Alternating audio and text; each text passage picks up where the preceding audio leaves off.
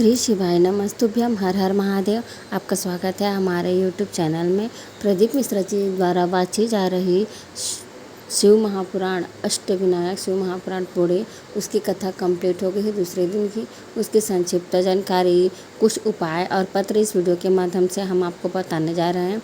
हमारी वीडियो अच्छी लगी तो प्लीज़ लाइक कर देना और सब्सक्राइब कर लेना। चलते हैं कथा की ओर, उपाय की ओर।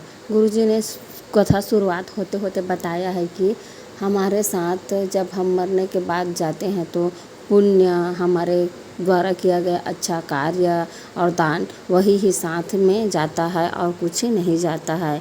इसीलिए भजन करो, भक्ति करो, आराधना करो। अंत समय में भोलेनाथ आपके साथ जरूर होंगे।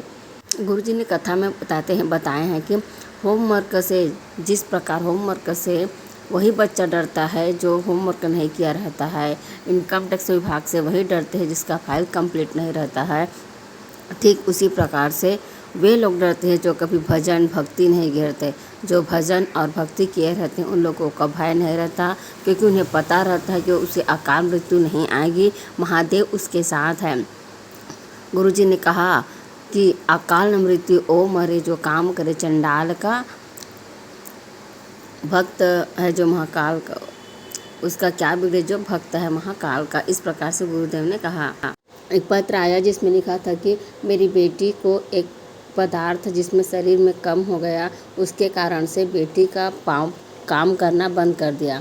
डॉक्टर मैंने हॉस्पिटल में एडमिट करने को कहा, हमने हॉस्पिटल में एडमिट कर दिया। फिर किसी ने कहा कि आप प्रदीप मिश्रा के उपाय कीजिए, आप कथा सुने और 1 लोटा जल का उपाय कीजिए। हमने ठीक वैसे ही किया। 1 लोटा जल शंकर जी में चढ़ाते, उसके जल का आचमन कराते और चढ़ी हुई बेलपत्री को लेकर रहते हैं और उसे मसल कर हम अपनी बेटी को खिलाते। डॉक्टर पूछते थे कि क्या खिला रहे हो, तो हमने कहा घर से जल लेकर आए हैं। इस प्रकार से हमने किया और 7 ही दिन बीते हुए थे। डॉक्टर ने चेक किया और मेरे तो पता चला कि मेरी बेटी का पाँव ठीक हो गया है और वह चलने लग गई है। एक पत्र नासिक से आया जिसमें लिखा था कि मेरी बेटी रूस से पढ़कर आई है और उस 2 साल हो गया लगातार एग्ज़ाम दिलाते हुए किसी में भी सफलता प्राप्त नहीं हो रही थी। फिर चैनल चेंज करते करते आपका चैनल आया, आपका चैनल में कथा आया, हमने कथा सुनी और आपने 1 लोटा जल और दीपक वाला जो उपाय बताया था, पशुपतिनाथ वाला उपाय बताया, उस उपाय को हमने किया और मेरी बेटी ने एक दीपक प्रदोष काल में बेलपत्री के वृक्ष के नीचे लगाया, शंकर जी के चौखट पर लगाया, एक अपने घर के चौखट पर लगाए और पशुपतिनाथ व्रत किया। 2 ही पशुपति व्रत किए हुए थे गुरुदेव और मेरी बेटी का एक अच्छे डॉक्टर पद में चयन हो गया है। उसी का आभार व्यक्त करने हम कथा पंडाल में आए हुए हैं। गुरुजी ने आज के कथा में कुछ विशेष उपाय बताए हैं।